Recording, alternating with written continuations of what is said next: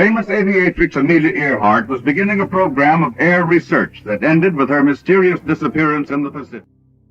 It was a mystery that captivated the world for nearly a century.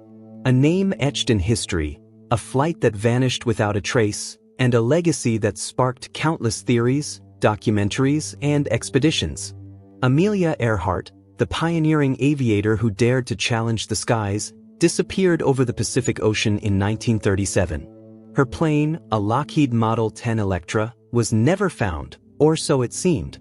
88 years later, that mystery may finally have been solved. The discovery came not from a Hollywood dramatization or a sensational news leak, but from a meticulously planned and scientifically driven expedition.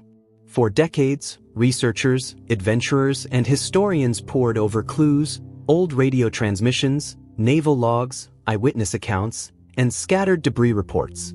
Many believed Earhart's plane had crashed and sunk, while others speculated she had landed on a remote island or been captured.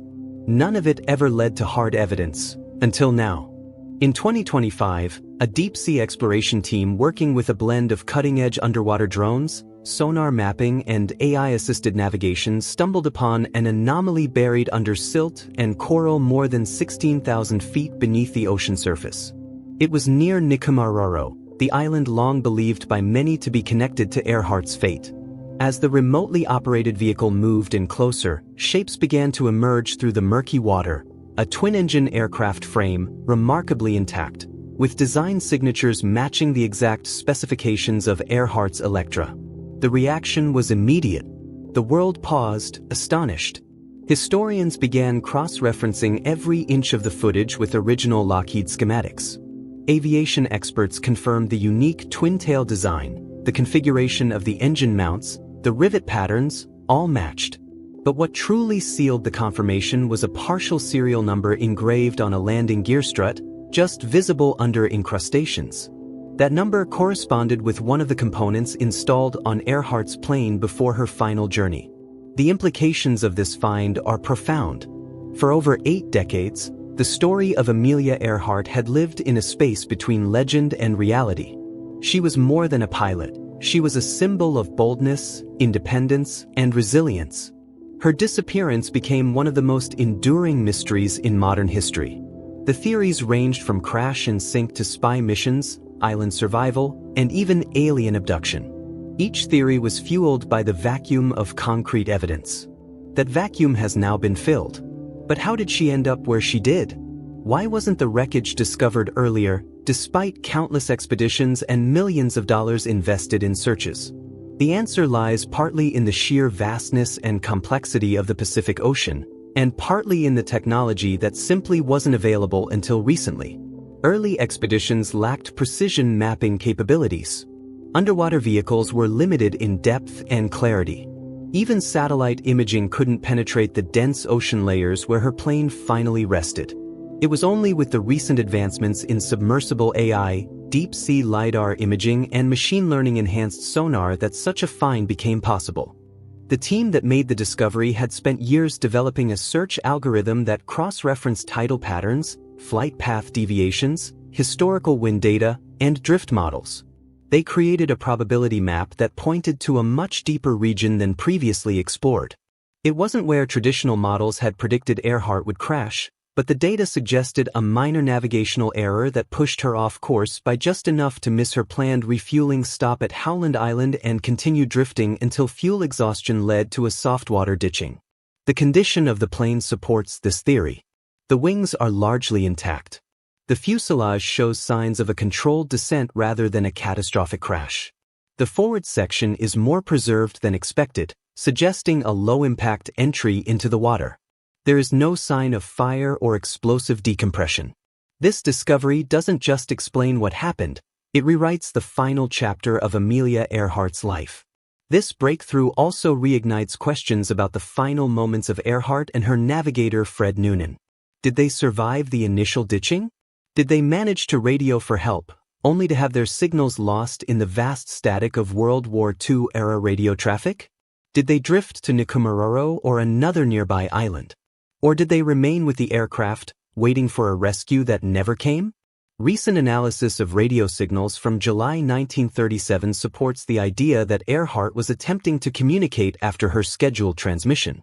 Several amateur radio operators across the Pacific reported faint, distressed signals referencing fuel exhaustion and uncertain coordinates. At the time, these were largely dismissed. But when overlaid on the newly confirmed crash site, the transmission paths make eerie sense. She was transmitting from a location far south of where the Navy was searching. The cultural impact of Amelia Earhart's story cannot be overstated. She broke records, shattered stereotypes, and inspired generations. She was the first woman to fly solo across the Atlantic. She championed women's rights, spoke publicly about equality, and defied the norms of a male-dominated profession. Her disappearance added an aura of myth to an already extraordinary life. Now, with the rediscovery of her plane, she reclaims her space not just as a mystery, but as a historic figure whose journey can be understood and honored with clarity. The site of the wreck is now under protection. International teams are coordinating to preserve the aircraft where it lies, conducting non-invasive studies to better understand its condition. There's a growing discussion about whether the plane should eventually be recovered and displayed in a museum, or whether it should remain in its underwater grave as a monument to her journey. Either way, the discovery has brought closure to a question that haunted aviation for nearly a century. The find has also sparked renewed interest in oceanic archaeology and historical aviation. Schools across the world are incorporating Earhart's story into updated curriculum. Documentaries and films are already in production, aiming to tell the story with the latest evidence. And for young girls interested in flight, engineering, and science, the story of Amelia Earhart now offers not just a cautionary tale of loss, but a full-circle narrative of ambition, courage, and eventual rediscovery. The recovery team is composed of specialists from multiple nations, united not by politics but by a shared reverence for aviation history. They've deployed specially adapted underwater drones equipped with gentle manipulators and high-definition imaging to explore every corner of the site. Every fragment of the aircraft is being carefully documented, 3D scanned, and analyzed. The hope is to gather enough information to reconstruct the exact sequence of events that occurred in Earhart's final hours. More remarkably, early sonar scans suggest that some of the cargo from the plane's storage compartments may still be intact. There are indications of sealed containers, possibly holding navigation logs, maps, personal items, or even unreleased photographs from the journey. If retrievable, these artifacts could offer an unprecedented glimpse into the mindset of Earhart and Noonan as they attempted to complete one of the most daring flights in history. Just the thought of opening a waterlogged journal or developing film left inside the aircraft stirs deep emotions in those following the discovery. Forensic teams are also considering the possibility of human remains, though the likelihood is slim due to the environmental conditions over such a long period.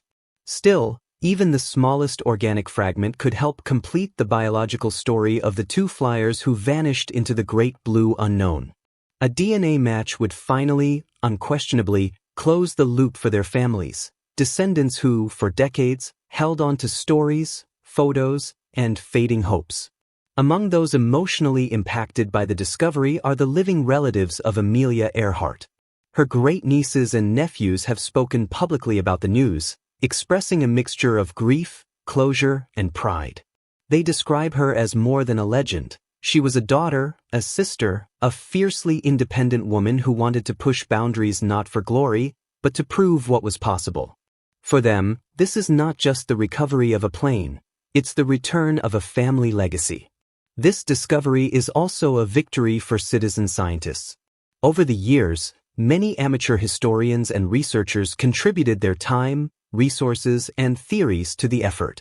The breakthrough came not from a massive government operation, but from a team that incorporated open-source research, public archival material, and crowdsourced data analysis. It's a testament to what the global community can achieve when information is freely shared and curiosity is allowed to flourish. Of course, not everyone is convinced. As with any historic breakthrough, there are skeptics. Some argue that without bringing the plane to the surface, absolute certainty remains out of reach. Others question the timing, suggesting it's a publicity stunt or an attempt to draw attention to deep-sea exploration funding needs. But the mounting evidence, from serial numbers, structural matches, flight path alignment, to radio transmission correlations, is difficult to dispute. Interestingly, the location of the wreck lends new weight to the long-dismissed Nikomaroro theory. For years, some researchers proposed that Earhart and Noonan landed on the coral atoll and survived for a time, based on scattered bones, local oral history, and relics like buttons and tools found in the area. The proximity of the wreck to that island revives those arguments. Could they have ditched near the reef and swam ashore? Could the plane have drifted to its final resting place while they perished waiting for rescue? These are now central questions in follow-up studies. There are even implications for the history of the Second World War. Some researchers wonder if classified military documents may have hinted at this location all along, buried in forgotten archives. The geopolitical landscape of the late 1930s meant that many regions were already under surveillance. Did someone know more than they let on? And if so, why was the truth hidden? Whatever the answer, the rediscovery of Amelia Earhart's aircraft is not just about solving a mystery, it's about reclaiming a chapter of human achievement. It's a reminder that our most persistent questions can eventually be answered, given time, dedication, and the right tools.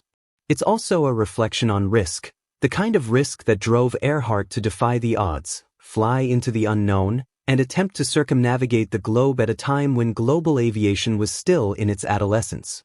One of the most powerful elements of this discovery is what it says about memory. For decades, Earhart's legacy was preserved by books, statues, documentaries, stamps, and museum exhibits. Her name appeared in classrooms, airports, and cultural references, often abstracted and mythologized. But now, the physical connection to her final flight has been restored. It's no longer just a story, it's a site, a structure, a series of coordinates. It's real. The wreck will also change how future generations understand the limits of technology and human ambition. At a time when we are setting our sights on Mars, building aircraft that can fly themselves, and expanding the edges of what's possible, the rediscovery of Earhart's Electra reminds us that the pursuit of knowledge is never wasted, even if it takes nearly a century to bear fruit. The expedition team has announced that over the coming months, they'll release high-resolution imagery, sonar maps, and a documentary chronicling their journey. The footage already captured is haunting. Shadows of a silver bird sleeping silently at the bottom of the ocean, cradled by silt and coral, untouched for generations. It's poetic. It's tragic. It's beautiful. There's talk of a memorial, either on land, in Washington, D.C., or at sea, near the coordinates of the wreck.